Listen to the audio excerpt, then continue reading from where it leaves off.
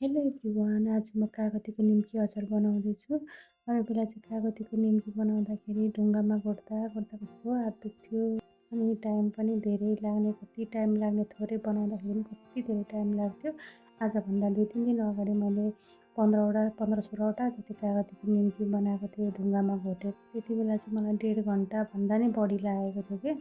अनि टाइम धेरै लागेकोले गर्दाखेरि कसरी चाहिँ छिटो र सजिलो तरिकाले कागतीको निम्की राख्न सकिन्छ भन्ने लागेर मैले युट्युबमा हेरेँ। युट्युबमा हेर्दाखेरि त मलाई यो आइडिया दियो, यो कोरेसोको सानो भागपट्टिबाट चाहिँ यसरी गर्दाखेरि चाहिँ कति छिटो पनि हुने, सजिलो पनि हुँदो रहेछ क्या। ढुङ्गामा घोटेको भन्दा राम्रो पनि हुँदो रहेछ।